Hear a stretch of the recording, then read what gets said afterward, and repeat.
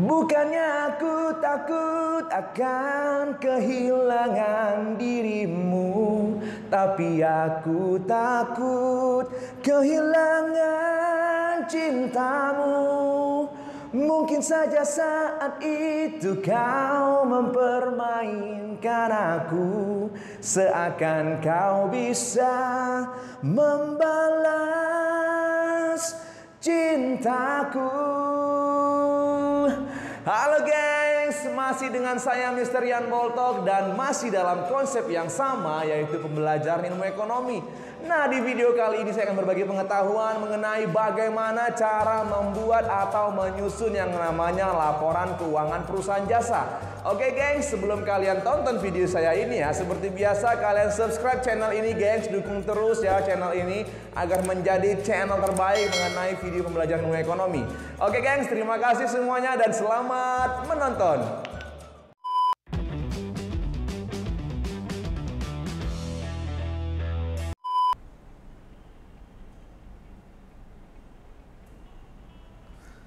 Oke gengs, nah di video kali ini saya akan berbagi pengetahuan mengenai laporan keuangan perusahaan jasa ya geng. Nah, dimana yang saya bahas itu hanya untuk 4 laporan keuangan ya geng ya. Yang pertama itu adalah laporan laba rugi, ya kan? Kemudian yang kedua itu adalah laporan perubahan modal atau ekuitas. Yang ketiga adalah neraca, dan yang keempat adalah laporan arus kas. Harusnya ada yang kelima kan gitu ya, yaitu catatan atas laporan keuangan. Tapi dalam video ini saya tidak bahas yang itu ya geng. Saya akan bahas yang 4 ini saja yang sangat familiar ya di dalam soal-soal kompetisi ataupun di dalam pembelajaran kalian baik di sekolah maupun di kampus ya kan geng. Nah, kita akan mulai dari laporan laba rugi atau income statement, oke? Mari kita lihat cek. Oke geng. Nah, laporan laba rugi itu adalah salah satu laporan yang menggambarkan kinerja perusahaan dalam memperoleh pendapatan dan beban yang digunakan oleh perusahaan, ya kan geng? Artinya laporan laba rugi itu diperoleh dari perhitungan atau penjumlahan, yaitu di mana total pendapatan dikurangi dengan total beban geng. Ya kan?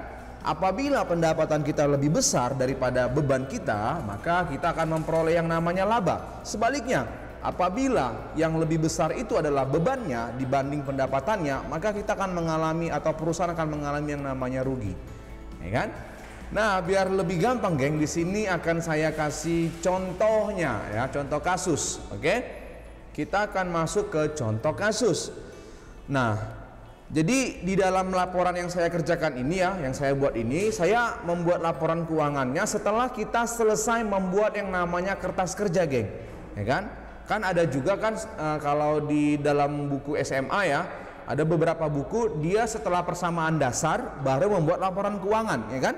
Nah, kalau di sini yang saya ajarkan itu adalah ketika kamu selesai membuat kertas kerja, ya kan? Lalu kita akan membuat laporan keuangan, geng. Artinya datanya kita ambil dari neraca saldo setelah disesuaikan, geng. Nah, ini dia data neraca saldo setelah disesuaikan, ya kan? Karena kan kertas kerja itu kan isinya kan neraca saldo, ya kan? Kemudian penyesuaian, kemudian neraca saldo setelah disesuaikan, kemudian laba rugi, dan kemudian neraca, kan gitu kan? Artinya nanti laba atau rugi yang kita peroleh dari neraca saldo disesuaikan ini akan sama dengan hasil laba yang ada di kertas kerja untuk data yang ini kan gitu. Nah, jadi di sini saya ambil datanya dari neraca saldo setelah disesuaikan ya geng ya. Nah, oke. Berdasarkan data neraca saldo setelah disesuaikan ini atau data di samping ini, buatlah laporan laba rugi untuk salon Atika. Ya, di sini salon Atika neraca saldo setelah disesuaikan. Oke, nah bagaimana cara membuatnya, ya kan? Nah, gampang sekali, geng. Oke, mari kita lihat. Nah, inilah tabel laporan laba rugi ya, geng ya. Dia harus kita kasih kotak seperti ini agar dia tidak lari ya, oke? Agar dia tidak berserak, artinya agar rapi ya, agar rapi pencatatannya. Ya, judulnya Salon Atika laporan laba rugi per 31 Desember 2021. Ya kan? Nah, ini tadi neraca saldo disesuaikannya. Oke, seperti tadi pengertian laba rugi. Laba rugi itu dihitung dari total pendapatan dikurangi dengan total beban. Ya kan? Kita lihat di sini pendapatannya. Nah, pendapatannya itu adalah ini, pendapatan jasa salon 350 juta ribu rupiah. Oke. Nah, ini ya, pendapatan jasa salon 350 juta. Oke, ada lagi? Tidak ada. Kemudian dikurangkan dengan beban-bebannya, geng. Beban-bebannya itu adalah ini, beban gaji pegawai, beban listrik, air dan telepon, beban rupa-rupa dan beban bunga. Ya sudah, tinggal kita masukkan saja kemari, geng. Berarti beban gaji pegawai 55 juta, beban listrik, air dan telepon 13 juta, beban rupa-rupa 9 juta, kemudian beban bunga 20 juta. Ya kan? Nah, setelah itu kita jumlahkan, geng. Kita jumlahkan semua total beban, yaitu sebesar 97 juta total pengeluaran kita, atau total beban kita, atau total beban perusahaan salon Atika. Nah, lalu pendapatan jasa 350 juta ini kita kurangkan dengan total beban. Nah, makanya dalam kurung saya buat, ya kan? Artinya kita kurangkan. Itulah yang disebut dengan laba. Ya kan? Laba bersihnya adalah 253 juta ribu rupiah, 253 juta rupiah, maaf ya. Nah, itu dia, ya kan? Gampang kan? Artinya dia laba karena pendapatannya lebih besar daripada bebannya, makanya dia labanya sebesar 253 juta rupiah. Gampang, geng, ya kan? Nah, laporan laba rugi selesai, geng. Sekarang kita akan masuk kepada laporan perubahan modal. Oke. Nah, untuk yang kedua, laporan perubahan modal sendiri ya, maksudnya laporan perubahan modal ini artinya itu adalah laporan yang dibuat untuk mengetahui perubahan dari modal perusahaan di akhir periode atau untuk melihat berapa modal akhir perusahaan tersebut. Nah, ya, biar lebih gampangnya rumusnya itu adalah modal akhir sama dengan modal awal ditambah laba kurang price atau pengambilan pribadi. Ini apabila perusahaan mengalami laba, geng. Kalau perusahaan mengalami rugi, maka modal akhir sama dengan modal awal dikurangi dengan ruginya, dikurangi dengan price, pengambilan pribadi atau pengambilan uang perusahaan oleh pemilik perusahaan. Nah, itu dia, geng, ya kan? Nah, ini rumusnya, geng. Sekarang bagaimana cara membuat laporannya?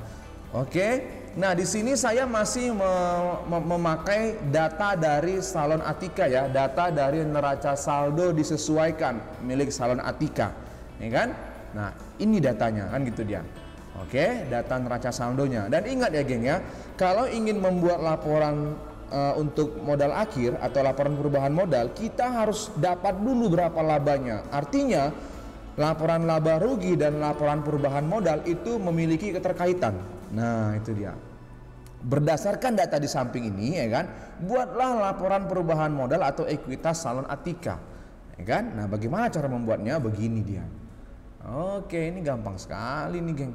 Nah, sama dengan laporan laba rugi tadi, laporan perubahan modal juga harus kita buat dalam kotak seperti ini biar rapi ya, geng ya.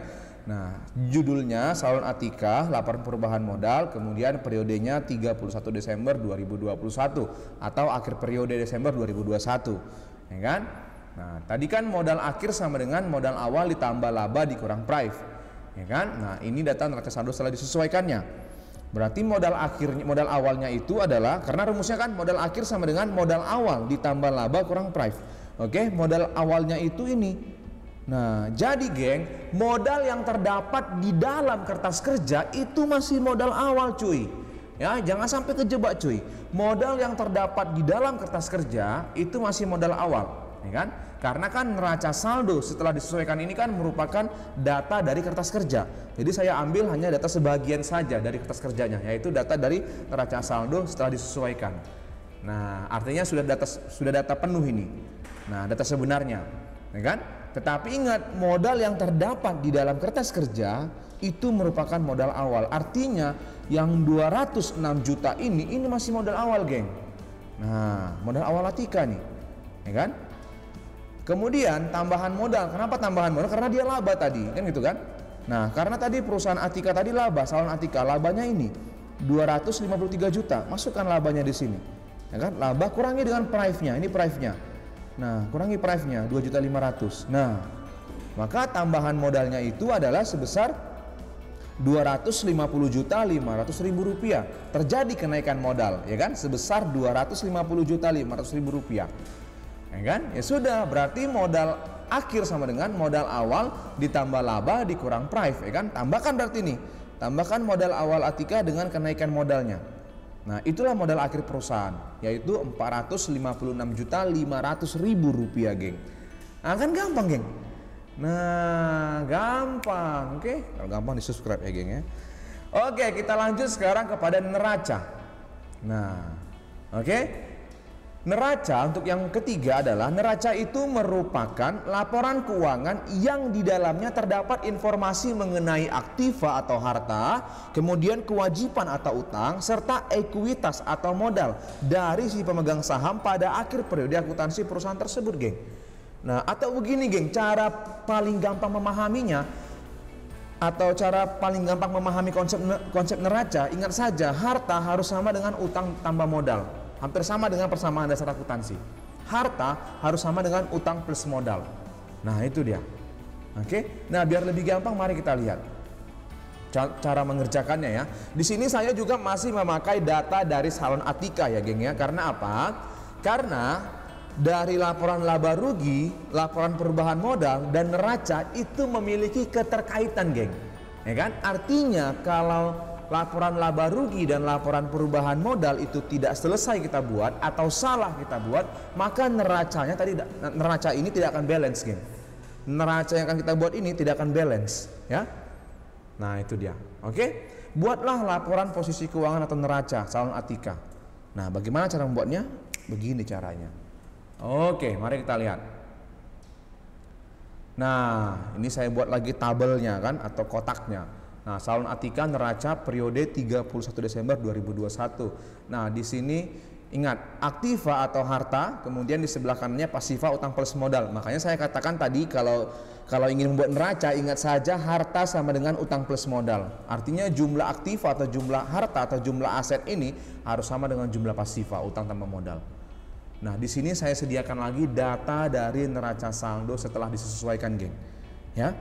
Ingat ya, kalau ingin membuat laporan neraca, laporan keuangan berupa neraca, kamu harus selesai dulu laporan laba rugi dan laporan perubahan modal, ya. Karena laporan laba rugi, perubahan modal dan neraca itu memiliki keterkaitan, geng.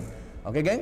Nah, sekarang kita akan masuk dari aktiva. Aktiva ini kan terbagi atas dua. Ada harta lancar atau aktiva lancar, ada harta tetap atau aktiva tetap. Ya kan?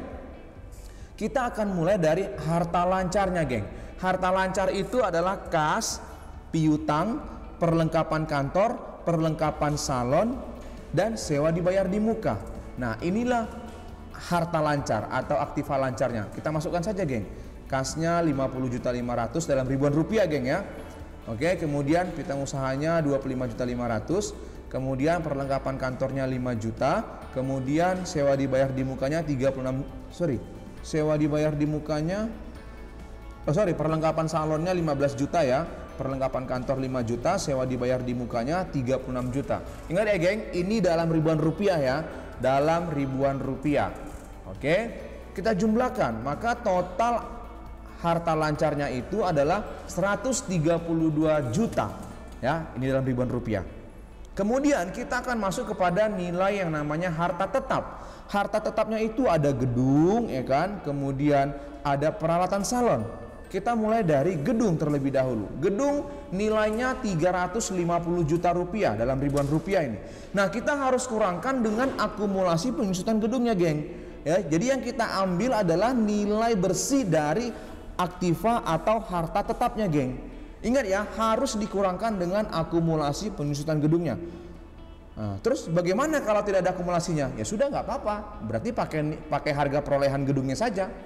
Nah, berarti 350 kebetulan di sini ada akumulasinya, dikurangi dengan 60 juta, geng. Ya kan? Nah, maka nilai bersih gedungnya adalah 290 juta. Nah, ya kan, dalam ribuan rupiah. Kemudian ada peralatan salon, geng. Masukkan peralatan salon 200 juta. Kurangkan akumulasi penyusutan peralatan salonnya 40 juta. Ya kan? Kurangkan 40 juta. Oke, kurangkan. Nah, maka nilai bersih peralatan salonnya adalah 160 juta. Ya sudah. Berarti kita tinggal jumlahkan, geng, aktiva lancar atau harta lancar ditambah dengan total aktiva tetapnya. Tambahkan ini semua, 132 ditambah 290 ditambah 160, yaitu sebesar 582.000 atau 582 juta dalam ribuan rupiah ini. Nah, ini total aktivanya, geng. Oke. Nah, agar neraca kita ini benar ya atau tidak salah, maka total aktiva ini harus sama nanti dengan total pasiva, utang plus modal. Kalau tidak sama nilainya berarti salah, geng. Nah, berarti kita masuk dari utang dulu. Utang lancar yaitu utang usaha 25.500.000. Ya kan? Utang usaha 25.500.000. Lalu utang jangka panjang, geng. Ya kan, 100 juta pinjaman bank, utang jangka panjang.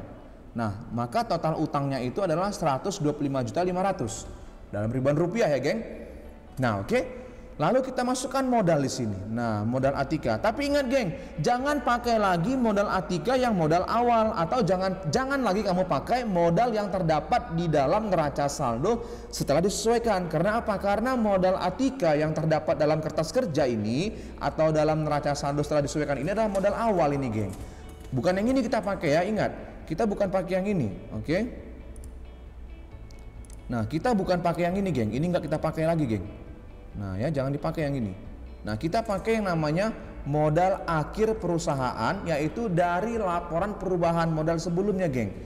Nah, yang ini deh, geng. Nah, ya, yang tadi ya, 456.500.000 rupiah. Ya, 456.500.000 rupiah. Nah, kita masukkan dalam ribuan rupiah ini. Lalu kita jumlahkan, geng. Nah, kalau kita jumlahkan dia harus sama nih. Nah, sama. Total aktiva sama dengan total pasiva, itulah neraca. Nah, harta harus sama dengan utang plus modal, itulah neraca, geng. Nah, kan gampang, ya kan? Nah, udah selesai. Jadi ingat, dalam laporan keuangan baik perusahaan jasa maupun perusahaan dagang, antara laporan laba rugi, perubahan modal dan neraca itu memiliki keterkaitan, geng. Oke? Nah, itu dia. Oke.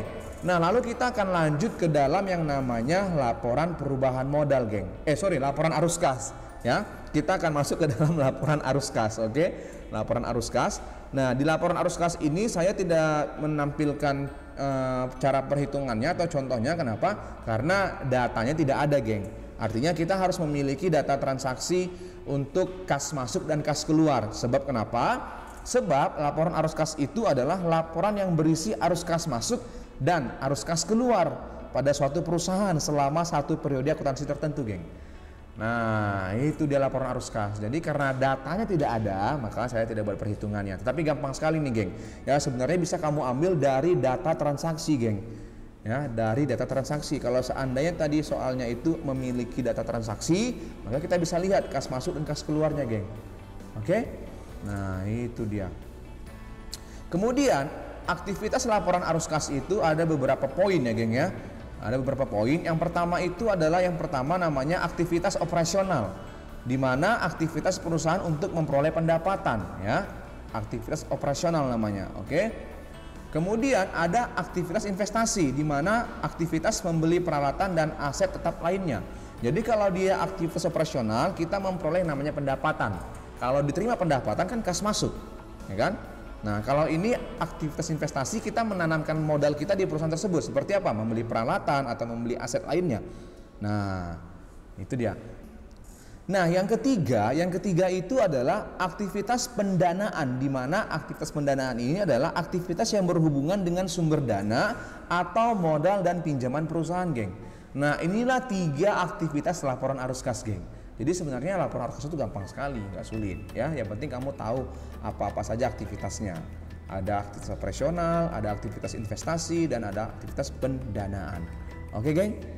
Nah, ingat ya, laporan arus kas mencatat setiap kas masuk dan kas keluar dari kegiatan akuntansi sebuah perusahaan selama satu periode akuntansi. Oke. Nah, oke. Nah, untuk laporan keuangan penjelasannya sudah selesai. Nanti di video selanjutnya saya akan membuat juga bagaimana cara kita membuat laporan keuangan mungkin dari jurnal penyesuaian sampai ke jurnal pembalik. Berarti dalamnya adalah laporan keuangan. Atau kamu juga bisa menonton video saya yang sebelum-sebelumnya. Itu ada mengenai siklus akuntansi ya, jasa ya. Di situ lengkap mulai dari awal sampai akhir. Ya, jadi di video ini khusus untuk bagaimana memahami yang namanya laporan keuangan dalam akuntansi perusahaan jasa. Oke, geng, terima kasih semuanya. Tetap semangat, tetap sehat, dan tetap kreatif. 3, 2, 1, go, close the door. Bye-bye.